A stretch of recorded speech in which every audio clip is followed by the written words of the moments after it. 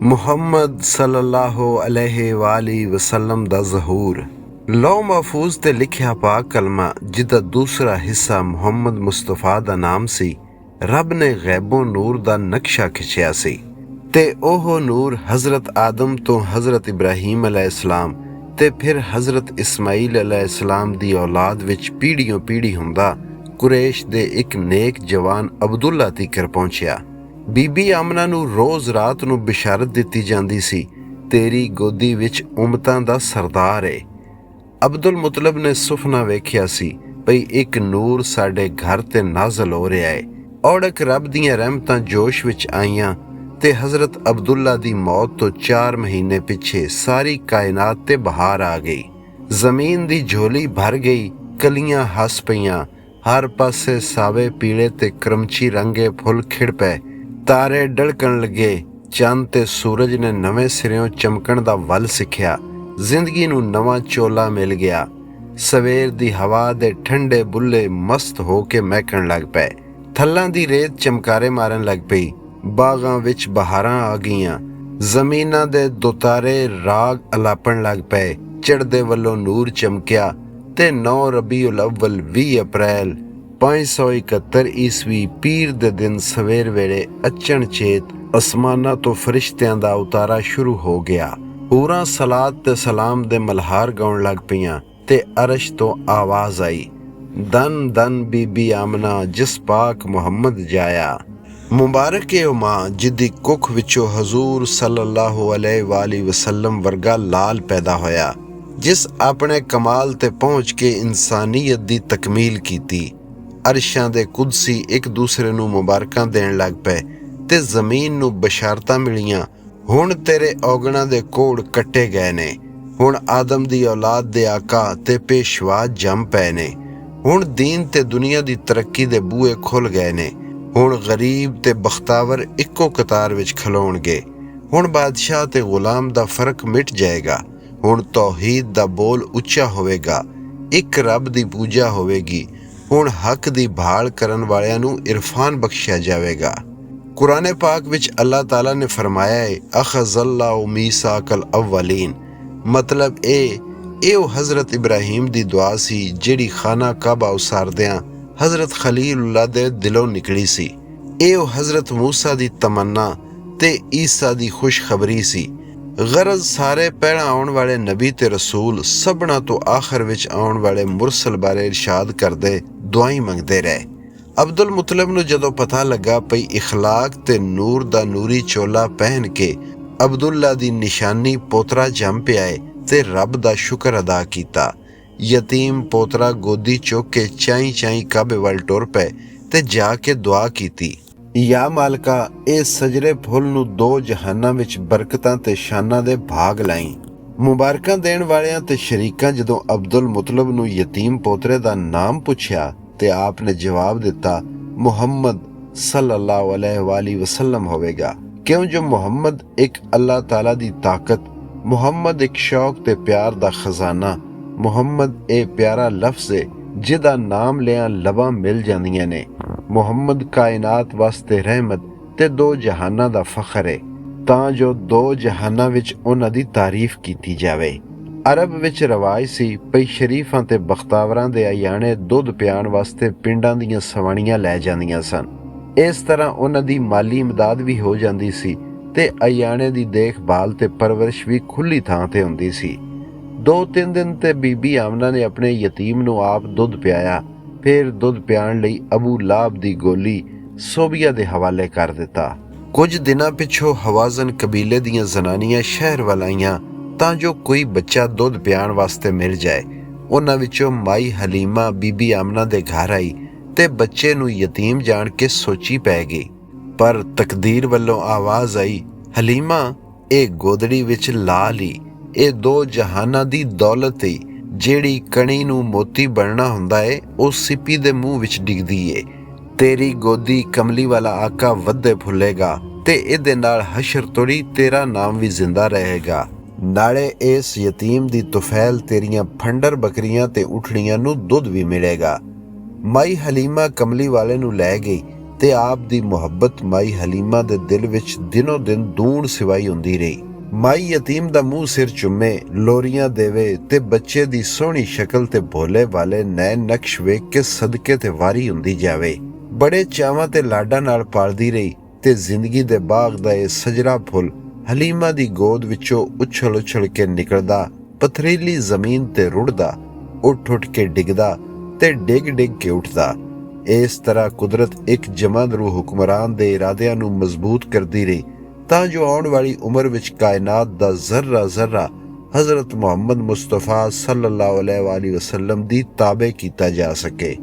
ਪਿੰਡਾਂ ਦੀ ਖੁੱਲ੍ਹੀ ਆਬੋ ਹਵਾ ਵਿੱਚ ਹੁੰਡੜ ਹੀਰ ਬੱਚਾ ਦਿਨੋਂ ਦਿਨ ਦੂਣ ਸਿਵਾਇਆ ਹੁੰਦਾ ਗਿਆ। ਜਦੋਂ 5 ਵਰ੍ਹਿਆਂ ਦਾ ਹੋਇਆ ਤੇ ਆਪਣੀ ਦੁੱਧ ਭੈਣ ਸ਼ੀਮਾ ਨਾਲ ਰਲ ਕੇ ਬੱਕਰੀਆਂ ਪਿੱਛੇ ਫਿਰਦਾ। 5 ਵਰ੍ਹਿਆਂ ਦੀ ਉਮਰ ਸੀ। ਹਜ਼ੂਰ ਪਾਕ ਆਪਣੀ ਰਜ਼ਾਈ ਬਹਿਣ ਨਾਲ ਰਲ ਕੇ ਜੰਗਲ ਵਿੱਚ ਬੱਕਰੀਆਂ ਚਾਰ ਰਹੇ ਸਨ ਤੇ ਡਾਕੂ ਆ ਗਏ। ਉਹਨਾਂ ਬੱਕਰੀਆਂ ਇਕੱਠੀਆਂ ਕੀਤੀਆਂ ਤੇ ਲੈ ਜਾਣ ਨੂੰ ਤਿਆਰ ਹੋ ਪਏ, ਪਰ ਆਪ ਬੜੀ ਜੁਰਤ ਨਾਲ ਡਾਕੂਆਂ ਦੇ ਸਾਹਮਣੇ ਹੋ ਖਲੋਤੇ।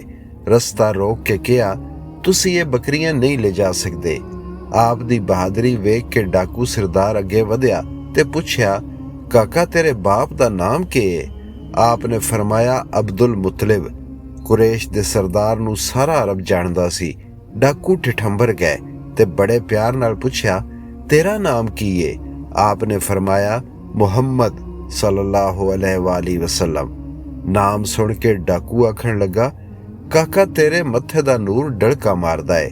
ਤੂੰ ਬਨੂ ਹਾਸ਼ਮ ਦਾ ਨਾਮ ਰੋਸ਼ਨ ਕਰੇਗਾ ਤੇ ਸਾਰੇ ਅਰਬ ਦਾ ਟਾਪੂ ਤੇਰੇ ਤੇ ਫਖਰ ਕਰੇਗਾ। ਤਾਰੀਖ ਦੱਸਦੀ ਏ ਭਈ ਡਾਕੂ ਦੀ ਪੇਸ਼ ਗੋਈ ਹਰਫ ਬਹਰਫ ਪੂਰੀ ਹੋਈ। ਇਸ ਮੁਸ਼ੱਕਤ ਤੇ ਖੁੱਲੇ ਖਾਣ ਪੀਣ ਨਾਲ ਬੱਚਾ ਹੱਥਾਂ ਪੈਰਾਂ ਦਾ ਖੁੱਲਾ ਨਿਕਲਿਆ। ਮਾਈ ਹਲੀਮਾ ਦਾ ਬਿਆਨ ਹੈ, ਮੈਂ ਆਪਣੇ ਘਰੋਂ ਆਪਣੇ ਮਰਦ ਤੇ ਬੱਚੇ ਨੂੰ ਲੈ ਕੇ ਮੱਕੇ ਆਈ ਤੇ ਸਾਡੀ ਡਾਚੀ ਮਾੜੀ ਸੀ, ਕਾਲ ਪਿਆ ਤੇ ਓੜ ਲੱਗੀ ਹੋਈ ਸੀ ਤੇ ਉਠਣੀ ਦਾ ਦੁੱਧ ਵੀ ਸੁੱਕ ਗਿਆ ਸੀ। ਅਸੀਂ ਡਾਢੇ ਮੰਦੇ ਹਾਲੀ ਮੱਕੇ ਪਹੁੰਚੇ ਤੇ ਜਦੋਂ ਸਾਨੂੰ ਦੁੱਧ ਵਾਸਤੇ ਕੋਈ ਬੱਚਾ ਨਾ ਮਿਲਿਆ ਤੇ ਸੋਚਿਆ ਵੀ ਚਲੋ ਇਸ ਯਤੀਮ ਨੂੰ ਲੈ ਚਲੀਏ, ਖਬਰੇ ਸਾਡੀ ਭੁੱਖ ਪਿਆਸ ਇਸ ਯਤੀਮ ਦੀ ਬਰਕਤ ਨਾਲ ਕੱਟੀ ਜਾਵੇ ਤੇ ਸਾਡੇ ਦਿਨ ਫਿਰ ਜਾਣ। ਤੇ ਜਦੋਂ ਬੱਚੇ ਨੂੰ ਲੈ ਗੋਦੀ ਪਾਇਆ ਤੇ ਮੈਨੂੰ ਦੁੱਧ ਉਤਰ ਆਇਆ, ਜਿਹੜਾ ਆਪ ਨੇ ਤੇ ਮੇਰੇ ਪੁੱਤਰ ਨੇ ਰੱਜ ਕੇ ਪੀਤਾ ਤੇ ਬੱਚੇ ਸੌਂ ਗਏ। ਜਦੋਂ ਉਠਣੀ ਵੱਲ ਵੇਖਿਆ ਤੇ ਉਹਦਾ ਹਵਾਨਾ ਵੀ ਦੁੱਧ ਨਾਲ ਭਰਿਆ ਹੋਇਆ ਸੀ। ਵਾਪਸੀ ਤੇ ਸਾਡੀ ਸਵਾਰੀ ਸਭਨਾਂ ਕੋਲ ਅੱਗੇ ਲੱਗ ਜਾਂਦੀ ਸੀ। ਨਾਲੇ ਕਦੀ ਆਪ ਨੇ ਮੇਰੀ ਦੂਜੀ ਛਾਤੀ ਨੂੰ ਮੂੰਹ ਨਹੀਂ ਸੀ ਲਾਇਆ, ਹਮੇਸ਼ ਇੱਕੋ ਛਾਤੀ ਦਾ ਦੁੱਧ ਚੁੰਗਦੇ ਸਨ। ਤੇ ਜਦੋਂ ਮੈਂ ਆਪ ਦਾ ਦੁੱਧ ਛੁਡਾਇਆ ਤੇ ਆਪ ਕੁਝ ਬੋਲਣ ਚਾਲਣ ਲੱਗੇ ਤੇ ਆਪਣੇ ਪਾਕ ਲਬਾਂ ਵਿੱਚੋਂ ਇਹ ਲਫ਼ਜ਼ ਨਿਕਲੇ, ਅੱਲਾਹੁ ਅਕਬਰ ਕਬੀਰਾ, ਅਲਹਮਦੁਲਿल्लाह ਕਸੀਰਾ, ਸੁਬਹਾਨ ਅੱਲਾਹੁ ਬੁਕਰਤਮ ਵਾਸੀਲਾ। ਦਾਈ ਹਲੀਮਾ 6 ਵਰ੍ਹਿਆਂ ਦੀ ਉਮਰ ਵਿੱਚ ਆਪ ਨੂੰ ਮੱਕੇ ਵਾਪਸ ਲੈ ਕੇ ਆਈ ਤੇ ਆਪ ਨੂੰ ਹਤੀਮ ਵਿੱਚ ਬਿਠਾ ਕੇ ਆਪ ਜ਼ਮਜ਼ਮ ਵੱਲੇ ਗਈ। ਜਦੋਂ ਮੁੜ ਕੇ ਵੇਖਿਆ ਤੇ ਆਪ ਗਾਇਬ ਸਨ। ਢੂੰਡਦੀ ਲੱਭਦੀ ਪਰੇਸ਼ਾਨ ਖਲੋਤੀ ਸੀ ਤੇ ਇੱਕ ਬੁੱਢਾ ਕਾਹਨ ਸਾਹਮਣੇ ਆਇਆ। ਉਸ ਪੁੱਛਿਆ, ਕੀ ਗੱਲ ਏ? ਹਲੀਮਾ ਜਵਾਬ ਦਿੱਤਾ, ਮੇਰਾ ਬੱਚਾ ਗੁੰਮ ਹੋ ਗਿਆ ਏ। ਉਹ ਹਲੀਮਾ ਨੂੰ ਖਬਰਾਂ ਦੇ ਬੁੱਤ ਉਜ਼ਾ ਕੋਲ ਲੈ ਗਿਆ ਤੇ ਮੱਥਾ ਟੇਕ ਕੇ ਆਖਿਆ, ਮਾਈ ਦਾ ਬੱਚਾ ਗਵਾਚ ਗਿਆ ਏ ਜਿਹਦਾ ਨਾਮ ਮੁਹੰਮਦ ਸੱਲੱਲਾਹੁ ਅਲੈਹਿ ਵਸੱਲਮ ਹੈ। ਨਾਮ ਸੁਣ ਕੇ ਬੁੱਤ ਹਲਿਆ ਤੇ ਕਾਨ ਨੂੰ ਕੰਬਣੀ ਆਈ। ਹਲੀਮਾ ਹੈਰਾਨ ਸੀ, ਇਹ ਕੀ ਹੋ ਰਿਹਾ ਏ? ਇੱਥੇ ਮੌਲਾਨਾ ਰੂਮ ਮਸਨਵੀ ਵਿੱਚ ਲਿਖਦੇ ਨੇ ਕਿ ਹਲੀਮਾ ਨੂੰ ਗੈਬ ਤੋਂ ਜਵਾਬ ਮਿਲਿਆ, ਗਮ ਮਖੂਰ ਯਾਦਾ ਨ ਗਰਦਦ ਊਜ਼ ਤੂ ਬਲਕਿ ਆਲਮ ਯਾਦਾ ਗਰਦਦ ਅੰਦਰੂ। ਹਲੀਮਾ ਗਮ ਨਾ ਕਰ, ਤੇਰਾ ਬੱਚਾ ਗੁੰਮ ਨਹੀਂ ਹੋਇਆ ਬਲਕਿ ਇਹ ਆਲਮ ਉਹਦੇ ਇਲਮ ਵਿੱਚ ਗੁੰਮ ਹੋ ਗਏ ਨੇ। ਬੀਬੀ ਆਮਨਾ ਦਾ ਕੂਚ। ਇੱਕ ਦਿਨ ਮੁਹੰਮਦ ਵੱਲੋਂ ਵੇਖ ਕੇ ਮਾਂ ਦੇ ਦਿਲ ਵਿੱਚ ਯਤੀਮ ਦੇ ਪਿਓ ਦੀ ਯਾਦ ਆਈ ਤੇ ਆਪਣੇ ਲਾਲ ਨੂੰ ਨਾਲ ਲੈ ਕੇ ਯਸਰਬ ਪੇਕੇ ਗਈ। ਆਪਣੇ ਸਿਰਤਾਜ ਦੀ ਕਬਰ ਉੱਤੇ ਛਮ ਛਮ ਹੰਝੂ ਕੇਰੇ ਤੇ ਕੁਝ ਚਿਰ ਯਸਰਬ ਵਿੱਚ ਰਹਿ ਕੇ ਮੱਕੇ ਵੱਲ ਚੱਲੀ। ਜਦੋਂ ਅਬਵਾ ਦੇ ਮਕਾਮ ਤੇ ਪਹੁੰਚੀ ਤੇ ਡਾਢੀ ਬਿਮਾਰ ਹੋ ਗਈ। ਰੱਬ ਦਾ ਭਾਣਾ, ਬੀਬੀ ਆਮਨਾ ਰਾਹ ਵਿੱਚ ਹੀ ਇੰਤਕਾਲ ਕਰ ਗਈ। ਯਤੀਮ ਮੁਹੰਮਦ ਰੋਂਦੇ ਧੋਂਦੇ ਆਪਣੀ ਮਾਂ ਦੀ ਗੋਲੀ ਉਮੇ ਐਮਨ ਨਾਲ ਮੱਕੇ ਆ ਗਏ, ਅਬਦੁਲ ਮੁਤਲਿਬ ਦੀ ਗੋਦ ਵਿੱਚ। ਹੁਣ ਸੱਕੇ ਦਾਦੇ ਅਬਦੁਲ ਮੁਤਲਿਬ ਨੇ ਯਤੀਮ ਪੋਤਰੇ ਨੂੰ ਆਪਣੀ ਗੋਦ ਵਿੱਚ ਲੈ ਲਿਆ। ਦਾਦਾ ਆਪ ਦੀ ਬੜੀ ਖਬਰਗੀਰੀ ਕਰਦਾ, ਕੁੱਛੜ ਚੁੱਕ ਚੁੱਕ ਕੇ ਖਿਡਾਉਂਦਾ ਤੇ ਛਾਤੀ ਤੇ ਲਿਟਾਉਂਦਾ। 8 ਵਰ੍ਹਿਆਂ ਦੀ ਉਮਰ ਹੋਈ ਸੀ। ਇੱਕ ਦਿਨ ਦਾਦਾ ਪੋਤਰੇ ਨੂੰ ਉਂਗਲੀ ਲਾ ਕੇ ਕਾਬੇ ਦਾ ਤਵਾਫ ਕਰ ਰਿਹਾ ਸੀ। ਬਨੀ ਮੌਲਜ ਦੇ ਇੱਕ ਸਰਦਾਰ ਨੇ ਅਬਦੁਲ ਮੁਤਲਬ ਨੂੰ ਆਖਿਆ, ਇਸ ਪੋਤਰੇ ਦੀ ਹਿਫਾਜ਼ਤ ਕਰ, ਇਹਦੇ ਪੈਰਾਂ ਦੇ ਨਿਸ਼ਾਨ ਹਜ਼ਰਤ ਇਬਰਾਹੀਮ ਦੇ ਪੈਰ ਦੇ ਨਿਸ਼ਾਨ ਨਾਲ ਮਿਲਦੇ ਨੇ। ਅਬਦੁਲ ਮੁਤਲਬ ਦਾ ਇੰਤਕਾਲ। ਅਜੇ ਦਾਦੇ ਦੀ ਗੋਦੀ ਵਿੱਚ ਕਮਲੀ ਵਾਲੇ ਨੂੰ ਖੇਡਦਿਆਂ 2 ਵਰ੍ਹੇ ਹੋਏ ਸਨ ਕਿ 82 ਵਰ੍ਹਿਆਂ ਦੀ ਉਮਰ ਵਿੱਚ ਦਾਦਾ ਵੀ ਆਪ ਨੂੰ ਯਤੀਮ ਛੱਡ ਕੇ ਦੁਨੀਆ ਤੋਂ ਕੂਚ ਕਰ ਗਿਆ। ਅਖੀਰ ਦਮਾ ਤੇ ਦਾਦੇ ਨੇ ਆਪਣੇ ਪੁੱਤਰ ਅਬੂ ਤਾਲਬ ਦੇ ਹੱਥ ਆਪ ਦੀ ਬਾਂਹ ਫੜਾ ਦਿੱਤੀ। ਅਬੂ ਤਾਲਬ ਦੇ ਘਰ ਹੁਣ ਚਾਚੇ ਦੀ ਨਿਗਰਾਨੀ ਵਿੱਚ ਯਤੀਮ ਵਧਣ ਫੁੱਲਣ ਲੱਗਾ। ਆਪ ਨੇ ਆਪਣੇ ਸਹਿਪਣ ਨਾਲ ਚਾਚੇ ਦਾ ਜੀ ਮੋਹ ਲਿਆ।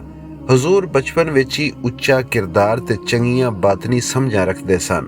ਚਾਚਾ ਪਲਕ ਵਿਸਾ ਨਹੀਂ ਸੀ ਖਾਂਦਾ ਤੇ ਆਪ ਨੂੰ ਅੱਖਾਂ ਤੋਂ ਓਲੇ ਨਹੀਂ ਸੀ ਆਉਣ ਦਿੰਦਾ।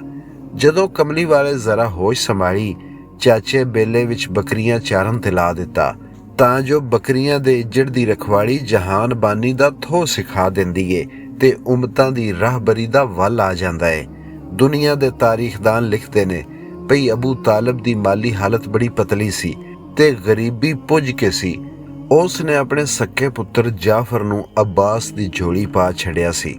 ਕਿਆਸ ਇਹ ਕਹਿੰਦਾ ਏ ਭਈ ਆਪ ਦੀ ਪਰਵਰਿਸ਼ ਵਿੱਚ ਕੁਦਰਤ ਦਾ ਹੱਥ ਕੰਮ ਕਰਦਾ ਸੀ। ਇਨਸਾਨਾਂ ਨੂੰ ਸਿੱਧੇ ਰਾਹ ਪਾਵਣ ਵਾਲੇ ਮਹੱਲੇਦਾਰਾਂ ਦੀਆਂ ਬੱਕਰੀਆਂ ਚਾਰਦੇ ਤੇ ਉੱਥੋਂ ਜੋ ਕੁਝ ਵਸੂਲ ਹੁੰਦਾ ਉਹ ਚਾਚੇ ਦੇ ਘਰ ਦੀਆਂ ਲੋੜਾਂ ਵਿੱਚ ਕੰਮ ਆਉਂਦਾ। ਸੁਬਹਾਨ ਅੱਲਾ, ਪਰਵਰਿਸ਼ ਪਾਉਣ ਵਾਲੇ ਦੂਜਿਆਂ ਦੇ ਪਾਲਣਹਾਰ ਸਾਬਤ ਹੋ ਰਹੇ ਨੇ। ਨਬੂਵਤ ਤੋਂ ਪਹਿਲਾਂ ਆਪ ਦੀ ਆਦਤ ਸੀ, ਆਪ ਰਫਾ ਹਾਜਤ ਵਾਸਤੇ ਦੂਰ ਜੰਗਲ ਵਿੱਚ ਚਲੇ ਜਾਂਦੇ ਸਨ। ਜਦੋਂ ਆਪ ਕਿਸੇ ਪੱਥਰ ਜਾਂ ਦਰਖਤ ਕੋਲੋਂ ਲੰਘਦੇ ਤੇ ਆਵਾਜ਼ ਸੁਣਦੇ, ਅਸਲਾਮੁ ਅਲੈਕੁਮ ਯਾ ਰਸੂਲ ਅੱਲਾ। ਜਦੋਂ ਆਪ ਪਿੱਛੇ ਮੁੜ ਕੇ ਵੇਖਦੇ ਤੇ ਕੋਈ ਨਜ਼ਰ ਨਾ ਆਉਂਦਾ। ਸ਼ਾਮ ਦਾ ਸਫ਼ਰ। ਜਦੋਂ ਉਮਰ ਖੈਰ ਨਾਲ 12 ਵਰ੍ਹਿਆਂ ਦੀ ਹੋਈ ਤੇ ਚਾਚਾ ਇੱਕ ਦਿਨ ਸੁਦਾਗਰੀ ਵਾਸਤੇ ਸ਼ਾਮ ਦੇ ਸਫ਼ਰ ਤੇ ਤਿਆਰ ਹੋਇਆ। ਭਤੀਜੇ ਨੂੰ ਵੀ ਨਾਲ ਲਿਆ ਤੇ ਦੋਵੇਂ ਟੁਰ ਪਏ। ਰਸਤੇ ਵਿੱਚ ਜਾਂਦਿਆਂ ਇੱਕ ਖਾਨਕਾਹ ਆਈ। ਉੱਥੇ ਬੁਹੈਰਾ ਰਾਹਬ ਰਹਿੰਦਾ ਸੀ। ਉਸ ਆਪਣੇ ਚੇਲੇ ਨੂੰ ਆਖਿਆ, ਅਸਮਾਨ ਤੇ ਉਹ ਬਦਲੀ ਵੇਖ ਜਿਹੜੀ ਆਉਣ ਵਾਲੇ ਕਾਫਲੇ ਤੇ ਛਾਂ ਕਰੀ ਆਉਂਦੀ ਏ। ਇਸ ਕਾਫਲੇ ਵਾਲਿਆਂ ਨੂੰ ਬੁਲਾ ਲਿਆ, ਇਹਨਾਂ ਦੀ ਰੋਟੀ ਵਰਜੀਏ। ਅਬੂ ਤਾਲਬ ਨੇ ਰਾਹਬ ਦੀ ਦਾਵਤ ਕਬੂਲ ਕਰ ਲਈ। ਰੋਟੀ ਟੁੱਕ ਤੋਂ ਵਿਹਲਿਆਂ ਹੋ ਕੇ ਉਹ ਆਪ ਨੂੰ ਇੱਕ ਪਾਸੇ ਲੈ ਗਿਆ। ਕੁਝ ਸਵਾਲ ਕੀਤੇ। ਬਹਿਰਾ ਨੇ ਉਸਦਾ ਲਾਤ ਦੀ ਕਸਮ ਦੇ ਕੇ ਹਜ਼ੂਰ ਨੂੰ ਪੁੱਛਿਆ। ਆਪ ਸੱਲੱਲਾਹੁ ਅਲੈਹਿ ਵਸੱਲਮ ਨੇ ਕਿਹਾ, ਮੈਂ ਅੱਲਾ ਦੀ ਕਸਮ ਤੇ ਗੱਲ ਕਰਾਂਗਾ। ਆਪ ਨੇ ਫਰਮਾਇਆ, ਪੁੱਛ ਜੋ ਕੁਝ ਪੁੱਛਣਾ ਈ। ਉਸ ਖਾਬਾਂ ਬਾਰੇ ਪੁੱਛਿਆ। ਫਿਰ ਬਹਿਰਾ ਨੇ ਆਪ ਦੀ ਕੰਡ ਵੇਖੀ ਤੇ ਮੋਹਰੇ ਨਬੂਵਤ 2 ਮੋਢਿਆਂ ਦੇ ਵਿੱਚ ਮੌਜੂਦ ਸੀ ਤੇ ਆਪ ਦੇ ਮੱਥੇ ਤੇ ਨੂਰਾਨੀ ਡੜਕਾਂ ਵੇਖ ਕੇ ਆਖਣ ਲੱਗਾ, ਅਬੂ ਤਾਲਬ, ਇਸ ਭਤੀਜੇ ਦੀ ਹਿਫਾਜ਼ਤ ਕਰੀ। ਇਹਦਾ ਮੁਹਾਂਦਰਾ ਨਬੀਆਂ ਤੇ ਪੈਂਦਾ ਏ ਤੇ ਇਹੋ ਜਿਹੇ ਲਾਲ ਰੋਜ਼-ਰੋਜ਼ ਨਹੀਂ ਜੰਮਦੇ।